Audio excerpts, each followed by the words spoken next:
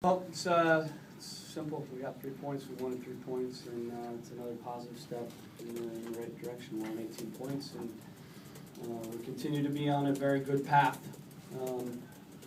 towards our ultimate goal. And it's nothing more, nothing less. So we'll keep this high-low and file it away and get back to work on Tuesday with a very difficult game at Vancouver. But if we continue to have good work and training like we have, it'll show up in the game like today. And that's the process we've been following all season long, and that's the process we'll continue to follow. So it's been a good third of the season, right at about a third of the season, and we've made a lot of progress. And we're in a good position points-wise, but it's a very tight race in this conference, and we've got to keep plugging away, and we haven't done anything yet. So we'll get back to work on Tuesday and get ready for Vancouver. They beat LA at home and look very good. So we're going to have a good performance to get a result there. Coach, would you call this maybe one of the most complete performance that you've had this year, or how would you characterize it? No, not really.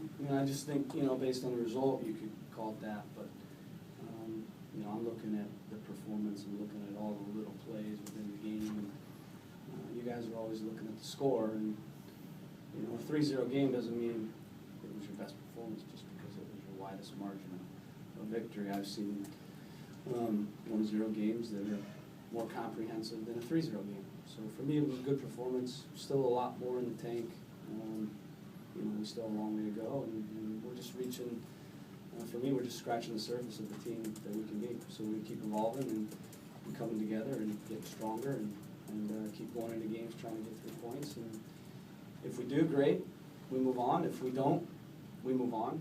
Okay? If we need to correct things, we will.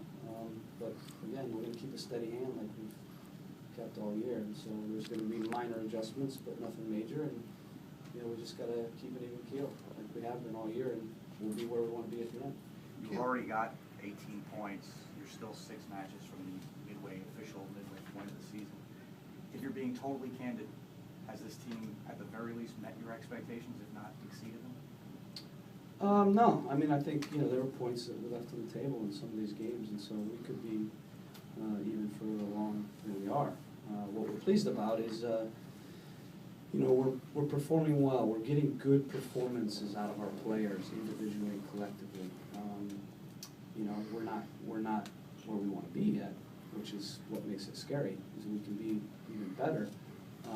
But this team's very grounded, and as much as MLS soccer tries to create headlines that make us cocky, we're not a cocky team.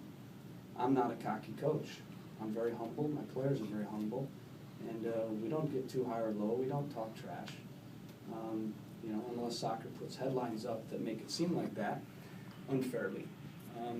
The reality is we're very humble. We go into every game and we respect our opponent. We don't think we're going to walk out on the field and just automatically, magically win games. We know we have to put the work in for 90 minutes to get out of the game what we want. The reason we've been on a 9-game run without losing is because we stay humble and hungry, and we don't get complacent or overconfident. So as much as MLS soccer is trying to paint us that way, that's not the way we are. Coach, you guys had 59% of the possession today. Do you have a number in your mind of what you want in terms of how much possession, or what's a good number for this team? Actually today, I told the guys before the game I could care less how much possession we had. I want to go to goal and get goals. So, if we had 10% possession and won 3-0, I would have been happy. So I'm not bothered by how it looks. I'm not bothered by how much possession we have. I know because of the way we train, we'll have a lot of possession because we train to have the ball every day. We're not just going to be a possession team to a fault. We're not going to die in beauty. We're going to be a team that wins games. That's it. And if we have more of the ball, if that's what the game calls for, then great. But at the end of the day, we're trying to get 3 points. That's it. Coach, Chivas sets up differently than any other team in the league. Now that this game is done, can you tell us, did you make any significant tactical adjustments or change the way that you wanted to approach the team? Yeah, but I'm not going to tell you what we did. because then Vancouver would know what we did. So you can figure it out. They don't play through the back, though. Can you talk about, You know what I mean? I don't want to tell you what I did, Yeah. because obviously Vancouver would know what I did, so I hope you understand. Rodney Wallace's performance today with a goal and assist, and how his form has been over the past few games? Robbie Wallace is having a breakout year. I'm not sure why he hasn't had a breakout year up to this point, because I think clearly he's one of the better wingers in the league, and he's really flourishing. And you know, a lot of our players right now, they're just, it's real simple. You know, they're enjoying their football. They're enjoying it. And the more you enjoy playing this game, the better you play. I told them, go out and just don't think, be free, play. You know, we're very organized in training. We hit them with a ton of tactics. We work in our shape a lot. And then I just release them and let them go. And you know, all the little seeds we've planted throughout the week are there. But they, you know, tonight we didn't play tight. I thought we played a little tight against New England. You know, maybe that's my fault. You know, maybe I overdid it on the tactics going into it. You know, but today I just let them go and let them be free. And you know, I think you saw that. The Larry, you know, really came alive. You know, and I have to bring up Diego Chara and Will Johnson. I mean, these two guys are, you know, for me, dominant box-to-box midfielders. And they've been bringing it every single game, those two guys. And, you know, they're in a position where they don't always show up on the score sheet because they just do a lot of the dirty work. But they're in the heart of our team, and they're our engine room. And you know, it was good for Will to get a goal today. But there were a lot of moments where Diego Chara slashed forward, could have had assists. And, you know, those two guys are putting the work in, and it's really making us go. And also Baptiste and Footy, I thought did a very good job along with Jack Dewsbury and Michael Harrington. You know, we have a lot of guys that don't get a lot of credit. You know, Jack and Mikey are the two guys that don't get credit either much.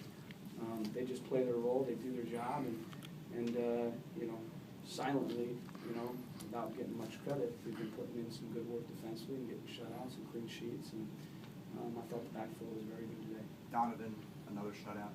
Yeah. He gives up the penalty kick only the other night, and, you know, Neely got a finger on that. The fact that he's playing so well, does it help the 10 in front of him be a little more aggressive and more comfortable? Yeah, he's so confident. You know, it's great to have a guy behind you that just exudes composure and gives a presence. You know, again, I wouldn't trade him for any goalkeeper in the league, and there's a lot of great goalkeepers. You know, I just have a lot of time for Donovan Ricketts.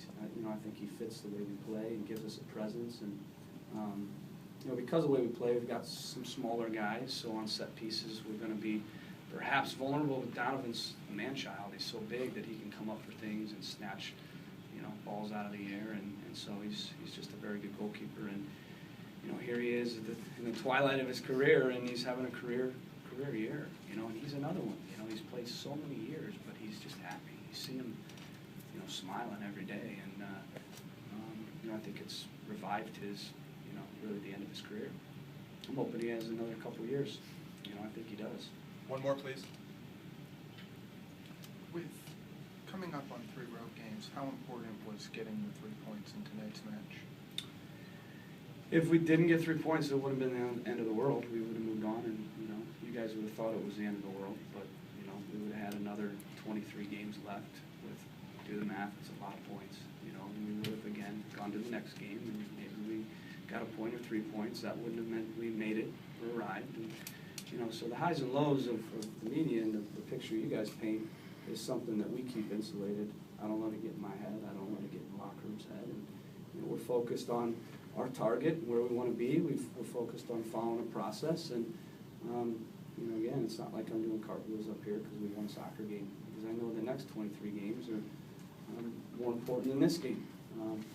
So. Thanks, everyone. Thanks, locker room.